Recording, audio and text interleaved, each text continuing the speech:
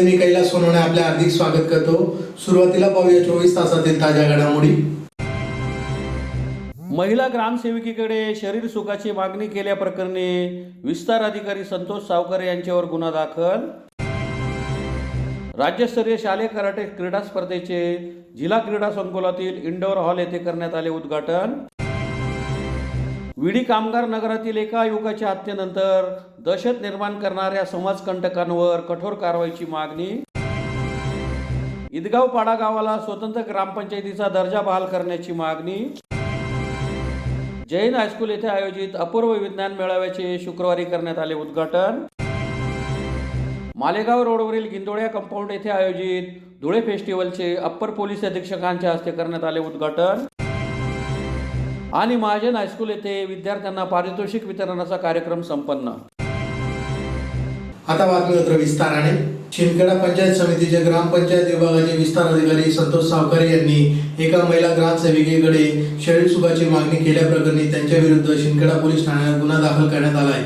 दरम्यान संतोष सावकर यांच्या तोंडास काळेपासून चांगला चोप देण्यात आला आहे। शिंदखेडा पंचायत समितीचे ग्रामपंचायत विभागाचे विस्तार अधिकारी संतोष सावकर यांनी एका महिला ग्रामसेविकेकडे शरीर सुखाची मागणी केल्याप्रकरणी विस्तार अधिकारी संतोष सावकर यांच्या विरुद्ध ग्रामसेविकेच्या तक्रारीवरून शिंदखेडा पोलीस ठाण्यात गुन्हा दाखल करण्यात आला आहे। दरम्यान सदर पीडित महिलेने शिवसेना उद्धव बाळासाहेब ठाकरे पक्षाचे उपजिल्हा प्रमुख यांना सोबत घेत सावकर यांच्या तोंडाला काळेपासून चांगला सोप दिला आहे। सदरची घटना गुरुवारी दुपारी घडल्यामुळे मोठी खळबळ उडाली आहे। सुखवत वर्षी ग्रामपंचायत अधिकारी असलेल्या महिलेने शिंदखेडा पोलिसांना दिलेल्या फिर्यादीत म्हटले आहे की सध्या शिंदखेडा पंचायत समिती अंतर्गत 1 वर्षापासून सुखवत व 2 महिन्यापासून वर्षी या गावातील ग्रामपंचायत अधिकारी म्हणून शासकीय काम पाहत आहे। त्यातील मुळा पगारातून मी माझ्या परिवाराचा उदरनिर्वाह भागवते। माझे पती मनेश हे सध्या उस्मानाबाद जिल्ह्यात ग्रामसेवक या पदावर कार्यरत आहेत। मी संतोष किशन सावकर विस्तार अधिकारी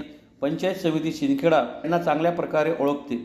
ते मला माझ्या कार्यक्षेत्रातील वर्षी या ग्रामपंचायतीवर प्रशासक म्हणून कार्यरत आहेत। माझे वरिष्ठ असलेले संतोष सावकरे हे सन 2020 ते 2021 दरम्यान बेटावत ग्रामपंचायत कार्यालय येथे प्रशासक होते व मी त्या ठिकाणी ग्रामसेवक म्हणून कार्यरत असताना त्यावेळी देखील मला सावकरे यांनी वेळोवेळी माझ्याकडे शरीर सुखाची मागणी करून 4 चाकी वाहन देण्याचे आमिष दाखवले होते। तसेच सन 2023ला मी तावखेडा या गावी ग्रामसेविका असताना व संतोष सावकर हे तावखेडा येथे ग्रामपंचायत प्रशासक असताना तेथे त्यांनी माझ्याकडे वारंवार शरीर सुखाची मागणी केली व तसे न केल्यास माझी विभागीय चौकशी सुरू करेल अशी धमकी दिली होती। तसेच दिनांक 25/11/2024 रोजी मला माझ्या मोबाईल क्रमांकावर संतोष सावकर यांनी फोन करून ग्रामसेविका गौरी बेहरे यांच्या घरी येऊन भेटण्याचे फोनद्वारे कळवले।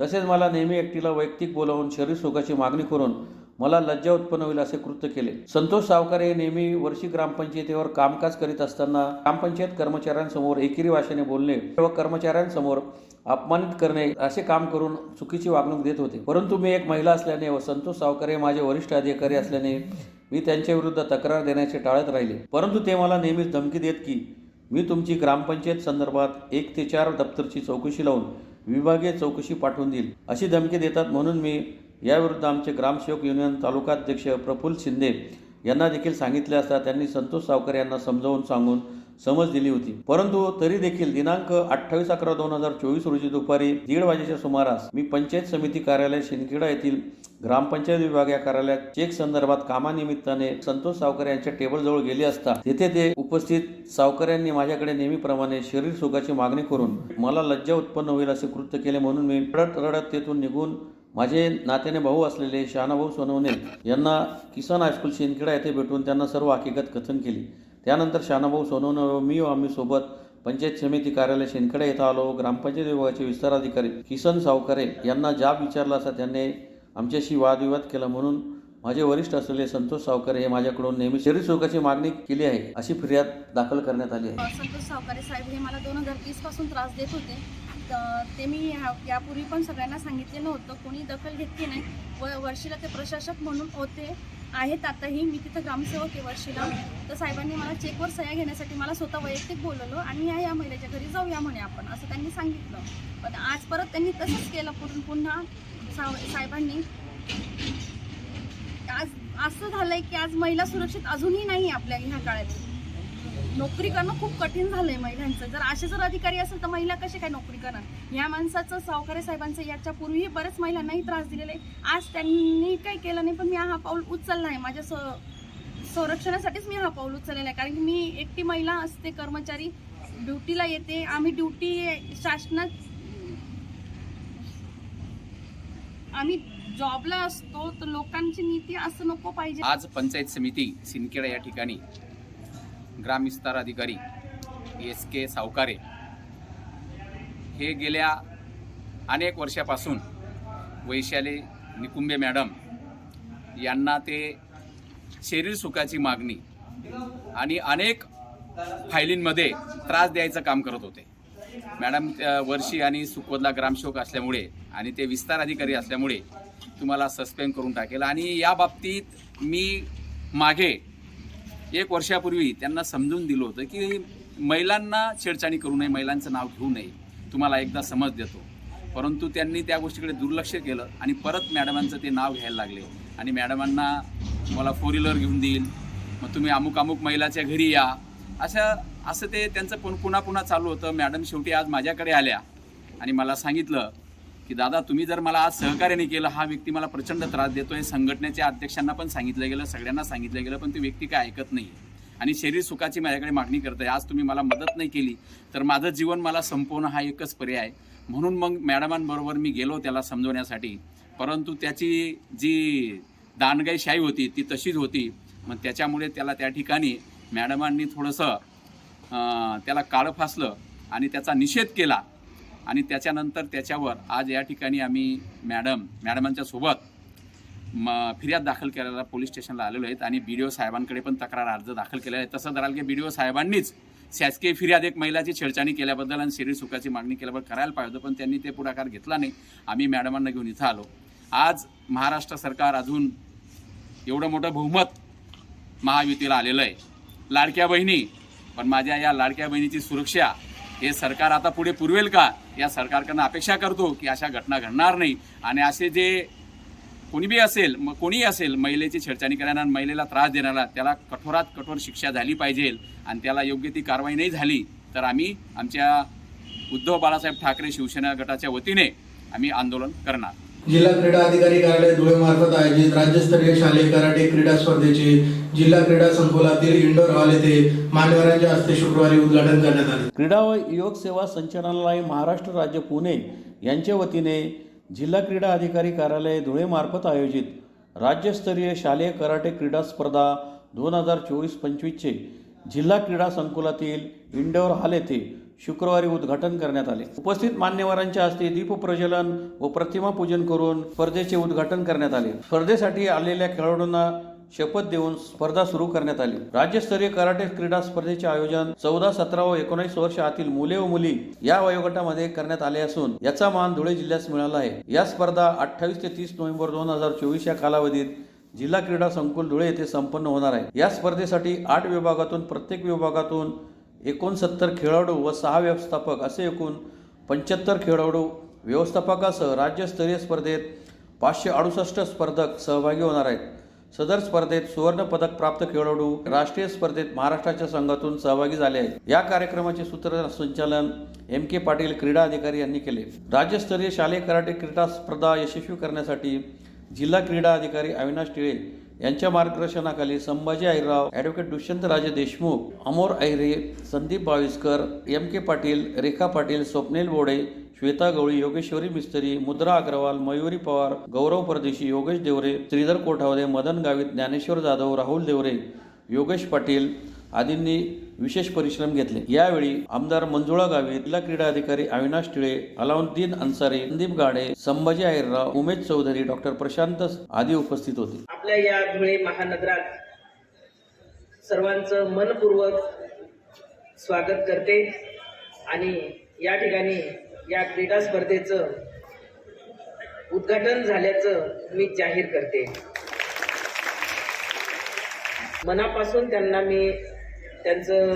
धन्यवाद देते, त्यांचा आभार मानते की आपलं देखील या धुळे शहराचं, धुळे जिल्ह्याचं त्यांनी अतिशय चांगल्या प्रकारे ते वारंवार वर्षभर त्या आपल्या या क्रीडा स्पर्धांचं आयोजन करीत असतात. वेगवेगळ्या सर्व प्रकारच्या क्रीडा या ठिकाणी आपल्या या क्रीडा संकुलमध्ये ते आयोजन करत असतात आणि चांगल्या प्रकारे या ठिकाणी अगदी शांततेत सर्व क्रीडा यांचा कार्यक्रम ते पार पाडत असतात. म्हणून आपल्या या सर्व क्रीडा संकुलचे सर्व अधिकारी, अध्यक्ष सर्वांचं मी मनपूर्वक त्यांना धन्यवाद देते. मध्ये संपूर्ण राज्यातून एकूण 8 विभागातून 14 वर्ष, 17 वर्ष आणि 19 वर्ष या वयोगटातल्या मुले आणि मुली या वयोगटासाठी या स्पर्धा या ठिकाणी आयोजित केलेल्या आहेत. जवळजवळ 560 खेळाडू संपूर्ण महाराष्ट्रातून या स्पर्धेसाठी या ठिकाणी उपस्थित झालेले आहेत. मी सर्वप्रथम आपल्या सर्वांचं या ठिकाणी मी धुळे जिल्ह्याच्या वतीने सहर्ष स्वागत करतो. आजच्या या कार्यक्रमासाठी विशेष उपस्थित असलेल्या साक्री तालुक्याच्या सन्माननीय आमदार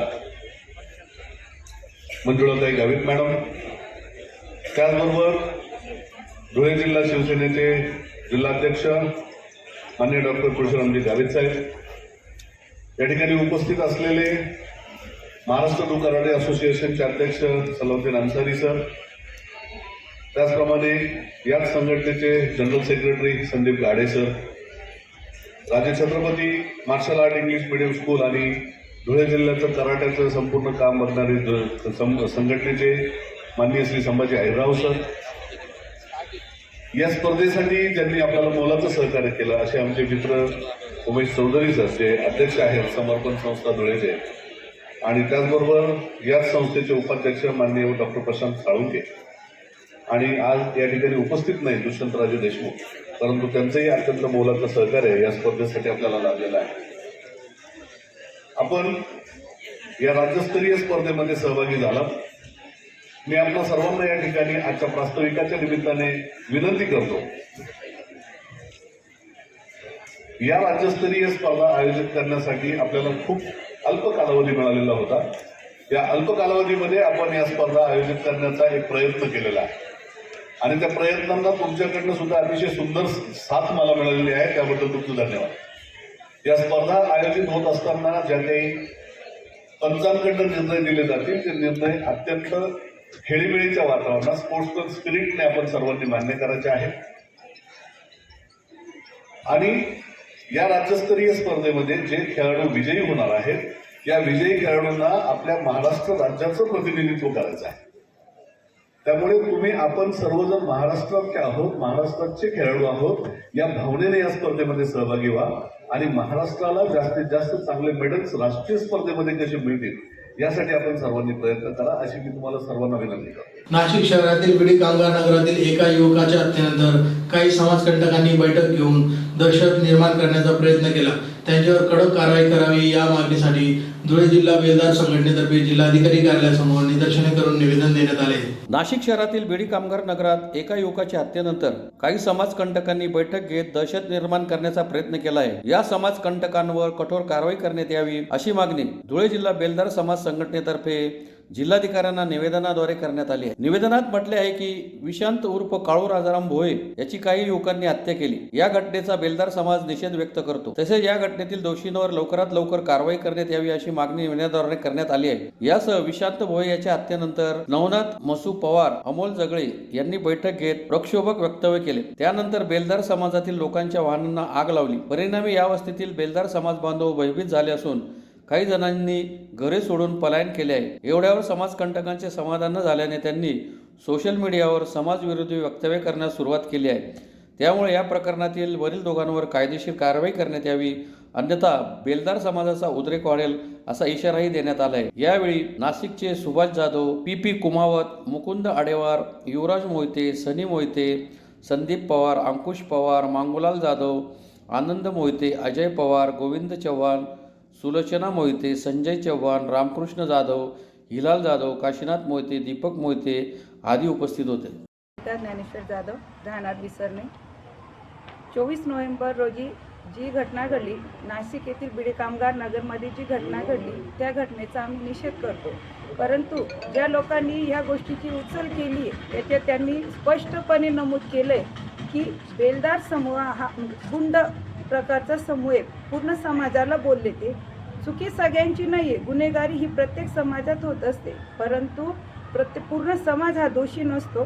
म्हणून आम्हाला एकच निवेदन करायचं आहे की याच्यात ज्यांची चुकी असेल तो दोषी, पूर्ण समाज याच्यात दोषीने महिलांना जी शिवीगाळ केली हे अत्यंत चुकीचं आहे.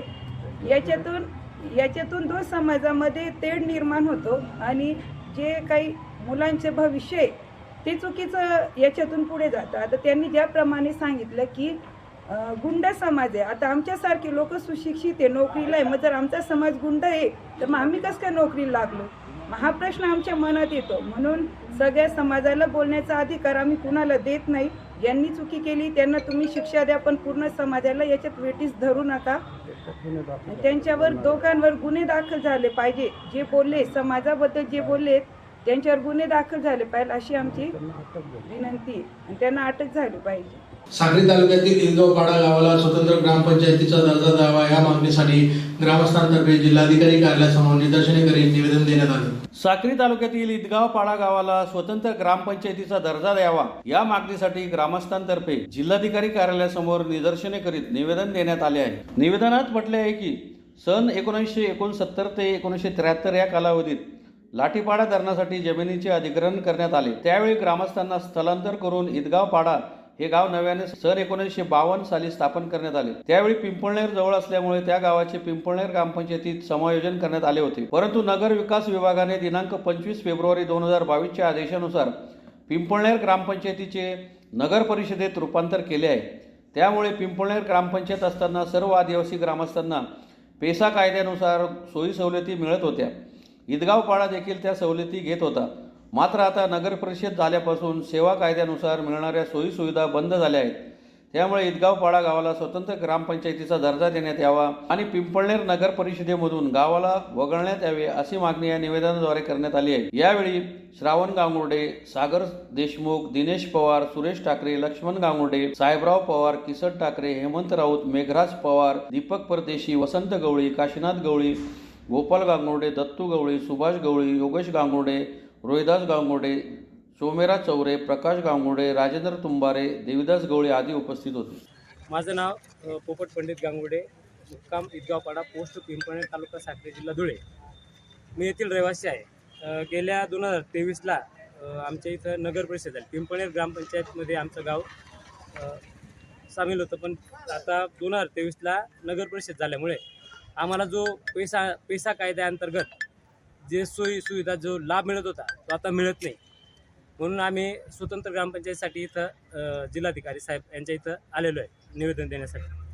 तर आमची ग्रामपंचायत वेगळी व्हायला पाहिजे आमची अशी विनंती आहे. पूर्ण गावकरी आलेले होतात. आत्ता जसं आलो आहे तसं नंतर पण आम्ही पूर्ण गाव जे पूर्ण हे घेऊन येणार.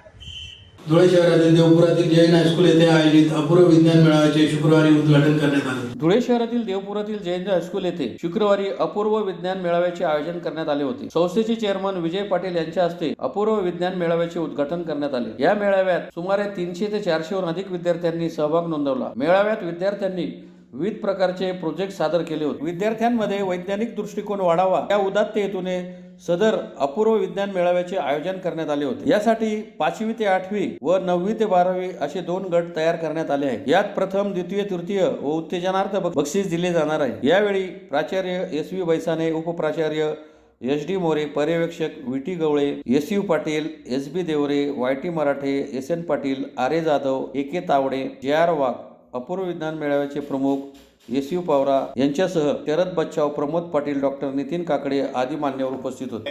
अपूर्व विज्ञान मेळावा आयोजित केलेला आहे.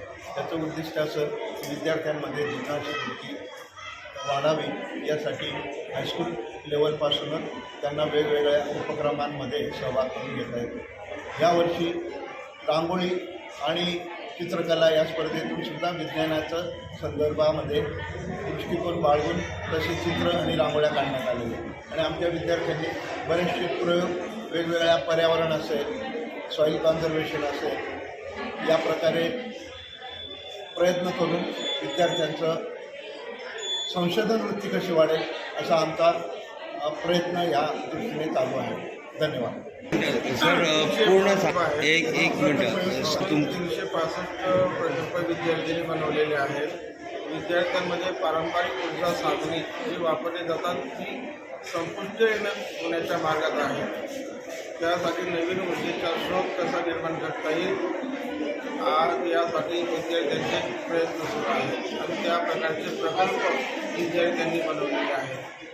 विद्यार्थ्यांनी एवढेच नाही तर जे काही टाकाऊ वस्तू आहेत या टाकाऊ वस्तूपासून कायमस्वरूपी टिकाऊ वस्तू कशा निर्माण होतील आणि त्या पुन्हा वापरात कशा येतील या आधारावर सुद्धा विद्यार्थ्यांनी विविध प्रकारचे प्रकल्प तयार करून केलेले आहेत. अपूर्व विज्ञान मेळाव्यातून आम्ही स्थानिक पातळीवर 2 गट तयार केलेले असतात. 5वी ते 7वीचा एक गट व दुसरा 8वी ते 10वीचा दुसरा गट असतो. 5वी ते 7वीमधून आम्ही 3 प्रथम काढत असतो. प्रथम, द्वितीय, तृतीय आणि 8वी ते 10वीमधून 3 बक्षिसं काढत असतो आणि याच्यातून मग तालुका स्तरावर आम्ही पाठवत असतो. याच्यातून चांगल्या प्रकारचं जे काही प्रोजेक्ट असेल त्या विद्यार्थी आम्ही तालुका स्तरावर पाठवत असतो. आजपर्यंत आमच्या शाळेतून विभागीय स्तरावरून राज्य पातळीपर्यंत आमचे प्रकल्प गेलेले आहेत. जैन हायस्कूल विज्ञान शिक्षिका. यावर्षी आमच्या शाळेत सगळ्यात जास्त विद्यार्थ्यांनी भाग घेतला आहे. आम्ही सायन्स क्लबमार्फत हा अपूर्व विज्ञान मेळावा भरवला जातो शिक्षकांच्या मार्गदर्शनाखाली. यावर्षी वैज्ञानिक चित्रकला स्पर्धा, वैज्ञानिक रांगोळी स्पर्धा आणि उपकरणं आणि याच्यातनं आम्ही त्यांना जागृती पण करतो. म्हणजे यावर्षी उद्घाटन पण वैज्ञानिक पद्धतीने करण्यात आलं आहे. 3 सेल्फी पॉईंट पण वैज्ञानिक याची मांडलेले आहेत. त्याच्यात सगळे लहान मुलांपासून मोठ्यांपर्यंत सगळ्या जणांनी फोटो सेल्फी घेतलेले आहेत आणि विज्ञानाचा आज दिवसभर विद्यार्थी वैज्ञानिक जीवन जगत आहे. दैनंदिन जीवनात विज्ञान कसं जगायचं हे आज ते शिकतात. जैन हायस्कूलतर्फे आज विद्यार्थ्यांच्या मार्फत चित्रकला स्पर्धा, रांगोळी स्पर्धा, वैज्ञानिक दृष्टिकोन वाढावा म्हणून त्याच पद्धतीने विविध प्रकारचे उपकरणं सादर करण्यासाठी प्रोत्साहित करण्यात आलं.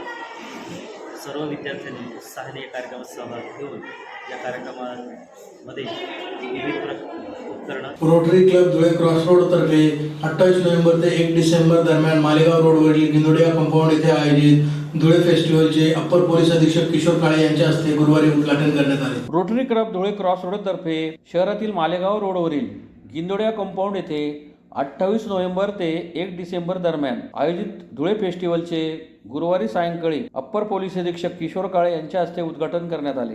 धुळे फेस्टिवलमध्ये विविध प्रकारचे खाद्यपदार्थ स्टॉल, कपडे, इलेक्ट्रॉनिक वस्तू, घरगुती लागणारे वस्तू, त्याचबरोबर होम लोन सुविधा, दुचाकी, चारचाकी वाहने खरेदी विक्री तसेच सर्वच दैनंदिन व्यवहारात दैनंदिन जीवनात येणाऱ्या सर्व वस्तूंचा या ठिकाणी स्टॉल लावण्यात आले आहेत. धुळे फेस्टिवल ही धुळेकर नागरिकांसाठी तसेच व्यावसायिकांसाठी एक मोठी पर्वणी ठरत असते. रोटरी क्लब ऑफ धुळे क्रॉसरोडच्या वतीने सदर फेस्टिवलचे आयोजन करण्यात आले आहे. अप्पर पोलीस अधीक्षक किशोर काळे यांच्या हस्ते गुरुवारी सदर धुळे फेस्टिवलचे थाटात उद्घाटन करण्यात आले. यावेळी PDG Ashish Ajmera, PDG Shrikant Indani, regional secretary Shabbir Memon, assistant governor Deepti Goti यांच्यासह अध्यक्ष मनोज चौधरी, प्रोजेक्ट चेअरमन दिनेश कुवर, सचिव विलास वाणी, माजी अध्यक्ष दीपक ऐरे आदी उपस्थित होते. सलग 4 दिवस चालणाऱ्या या धुळे फेस्टिवलला धुळेकर नागरिकांनी एकदा येऊन अवश्य भेट द्यावी व आपल्या सेवेची संधी द्यावी असे आवाहन रोटरी क्लब ऑफ क्रॉसरोडच्या वतीने करण्यात आले आहे. इथंच आहे की रोटरीचं तसं पाहिलं तर काम हे फक्त आपल्या धुळ्यापुरतंच नाही तर ते जगाच्या पातळीवरती वेगवेगळ्या ठिकाणी चालू असतं. ते वेगवेगळ्या माध्यमातून वेगवेगळ्या संघटनांच्या माध्यमातून ते चालू असतं, वेगवेगळ्या लेवलला चालू असतं. मात्र क्रॉसरोडच्या बाबतीत जे ऐरे साहेबांनी सांगितलं, वस्तुस्थिती आहे की जेव्हा आपण सुरुवातीला 2 वर्षापूर्वी मॅरेथॉन आयोजित करायचा निर्णय घेतला किंवा जस्ट एक संकल्पना मांडली, तेव्हा कर्मधर्म संयोगानं आपण सगळेजण एकत्र आलो आणि एक चांगला इव्हेंट आपण त्या माध्यमातून एक साधारण 2 वर्षापासून धुळेकरांना देत आहोत. धुळे शहर नाही, समस्त जिल्हावासियांना देत आहोत. तसाच जवळपास पाठीमागची 17 वर्ष आणि हे 18वं वर्ष आहे असा धुळे फेस्टिवलचा हा मेगा इव्हेंट. मी खरं तर मागचे 2 इव्हेंट पाहिलेले आहेत, हा 3रा इव्हेंट मी बघतोय.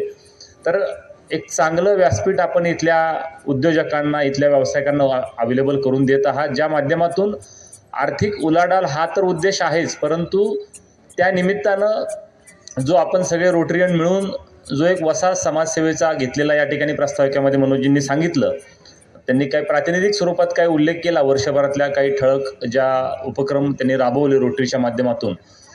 परंतु मला एकच असं वाटतं की एक व्यक्ती म्हणून असेल किंवा एक संस्था म्हणून असेल, आम्ही सगळेजण आपण एक समाजसेवेसाठी स्वतःला कटिबद्ध मानलं पाहिजे किंवा बांधील आपण राहिलं पाहिजे. ते आपण निश्चितच असतो. मी त्याच्याविषयी काय आपल्या इथं व्यासपीठावर बसलेले आणि समोर आपण सगळेजण जे आहोत ते निश्चितच आपल्या आपल्या परीनं आपण या समाजाचं देणं जे लागतो ते देण्याचा प्रयत्न आपण करतच असतो. परंतु ज्या पद्धतीचं काम यावेळेस दीपकजींनी सांगितलं की ज्या पद्धतीने जयपूर फूट तर आपण नॉर्मली देतोच, परंतु आपल्या दिव्यांग बांधवांना स्वयंचलित हात त्या ठिकाणी बसवण्याचं काम मला वाटतं जवळपास 100+ दिव्यांग बांधवांना जे तुम्ही खरंच नव्या अर्थानं जीवदान देण्याचं काम केलेलं आहे आणि त्यांच्या आयुष्यात जो प्रकाश आपण सगळ्यांनी आणलेला आहे त्याच्याबद्दल मी खरं तर रोटरी क्लब ऑफ धुळे क्रॉसरोडचे सर्वप्रथम मनपूर्वक अभिनंदन करेन. एक क्लब असून या क्लबलाही आता 24 वर्षाची परंपरा, म्हणजे 24 वर्ष आमचं पूर्ण होऊन आता 25व्या वर्षात आम्ही पदार्पण करणार आहोत. धुळे फेस्टिवलच्या माध्यमातून जे आम्हाला उत्पन्न येतो किंवा जे आमचा निधी गोळा होतो याच्यातून विविध सार्वजनिक कार्यक्रम राबवले जातात. त्यात रोटरीतर्फे बोरवेल, हॅपी स्कूल, लायब्ररी, त्याचप्रमाणे टॉयलेट ब्लॉक्स, हँडवॉश स्टेशन्स. आत्ता मागच्या वर्षी आपण त्याच्यात थोडी मोठ्या प्रमाणात कार्य करण्यासाठी कमल सागर हा एक डॅम आपण शिरोड येथे केला. त्यात सांगायला आनंद वाटतो की 25,000 कोटी लिटर पाणी साठवण्याची क्षमता आपण त्यात उत्पन्न केली व त्या माध्यमातून आपण जलसंवर्धनाचं काम राबवण्यात आलेलं आहे. त्याचप्रमाणे आपले परमनंट प्रोजेक्ट आहे, जसं ब्लड बँक आहे, डायलिसिस सेंटर आहे, पॅथॉलॉजी लॅब आहे. हे सर्व आपण या निधीतनं राबवून समाजोपयोगी पडण्याचा उद्योग करत असतो. त्याचप्रमाणे आपण हा जो पब्लिक इमेज आमचा प्रोजेक्ट असतो याच्यातनं जे उत्पन्न येतो त्याच्यात आम्ही हे सर्व उपक्रम राबवत असतो. याच माध्यमातून विविध उपक्रम राबवून हा सगळा निधी सामाजिक कार्यासाठीच वापरला जाईल याची आम्ही दक्षता घेत असतो. धन्यवाद. महात्मा फुले विकास मंच धुळेतर्फे महात्मा फुले यांच्या पुण्यतिथी दिनी महाजन हायस्कूल येथे विद्यार्थ्यांना पारितोषिक वितरणाचा कार्यक्रम संपन्न झाला. धुळे जिल्हा महात्मा फुले विचार मंचतर्फे महात्मा फुले यांच्या पुण्यतिथी दिनी पारितोषिक वितरणाचा कार्यक्रम देवपुरातील महात्मा फुले विद्याप्रसारक संस्था संचलित तुता खलाने महाजन हायस्कूल व बापूसाहेब गदमाळी कनिष्ठ महाविद्यालय येथे गुरुवारी दुपारी संपन्न झाला. कार्यक्रमाच्या सुरुवातीस क्रांतीसूर्य महात्मा फुले यांच्या प्रतिमेस पुष्पहार अर्पण करून अभिवादन करण्यात आले. त्यानंतर उपस्थित मान्यवरांच्या हस्ते दीप प्रज्वलन करून कार्यक्रमास सुरुवात करण्यात आली. कार्यक्रमाचे प्रास्ताविक प्राध्यापक अण्णा माळे यांनी केले. तर महात्मा फुले यांच्या जीवनावर विद्यार्थिनी वैष्णवी माळे हिने उत्कृष्टपणे जीवन कार्य नमूद केले. विद्यार्थ्यांना त्यांच्या कार्यक्षेत्रात शिक्षण क्षेत्रात वाव मिळावा, त्यांना प्रोत्साहन मिळावे या उदात्त हेतूने या ठिकाणी विविध कार्यक्रमांचे आयोजन करण्यात येत असते. त्यातलाच एक भाग म्हणून महात्मा फुले विचार मंच धुळे जिल्ह्यातर्फे धुळे जिल्ह्यातील माळी समाजातील प्रज्ञावंत विद्यार्थ्यांना प्राध्यापक अण्णा माळी पारितोषिकासह अन्य गौरवपर पारितोषिके बहाल करण्याचा कार्यक्रम तसेच काही बापूसाहेब गदमाळी गुरुजी स्मृती व्याख्यानमाला समितीतर्फे घेण्यात आलेल्या खानदेशस्तरीय निबंध लेखन स्पर्धेतील बक्षीसपात्र स्पर्धकांना बक्षीस वितरणाचा कार्यक्रम संपन्न झाला. कार्यक्रम प्रसंगी अध्यक्ष मिलिंद सोनवणे यांनी विद्यार्थ्यांना अनमोल असे मार्गदर्शन केले. यावेळी महात्मा फुले विचार मंचचे जिल्हाध्यक्ष प्राध्यापक अण्णा माळी, व्याख्यानमाला समितीचे अध्यक्ष मिलिंद सोनवणे, समिती सचिव प्राचार्य व्ही पाटील, प्रकाशन आणि प्रसिद्धी प्रमुख राहुल महाजन, प्रमुख विश्वस्त ॲडव्होकेट बाळासाहेब सोनवणे, कार्याध्यक्ष दिलीप सोनवणे, चिटणीस आनंदा पाटील, हिरालाल महाजन, दिलीप सोनवणे, मोहन सोनवणे, राजीव पाटील, शरद सोनवणे, प्रवीण माळी, विश्वजित जगताप, राजेंद्र महाजन, अमित सोनवणे, उषा सोनवणे, अजय सोनवणे, डॉक्टर रवींद्र पाटकरी, संजय खलाने, मुख्याध्यापिका चंद्रकला बाविस्कर, मुख्याध्यापक टी ए माळी, SS माळी, सीमा सोनवणे आदी उपस्थित होते. फुले यांच्या स्मृतीचं अभिवादन करतो. त्यांच्या पुण्यतिथी दिनानिमित्ताने आज या ठिकाणी महात्मा फुले विचार मंच आणि उद्यान पंडित के बापूसाहेब गदमाळी गुरुजी स्मृती व्याख्यानमालेच्या संयुक्त विद्यमाने श्री तुता खलाने महाजन हायस्कूल आणि के रेगामाळी प्राथमिक विद्या मंदिर, बापूसाहेब गदमाळी गुरुजी कनिष्ठ महाविद्यालय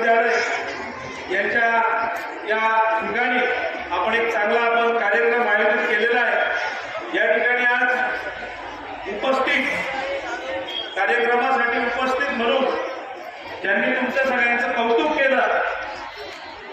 आपले संस्थेचे सचिव माननीय जीभाऊ आनंदा धर्माजी पाटील, संस्थेचे कार्याध्यक्ष आबासाहेब दिलीपजी दयाराम सोनवणे,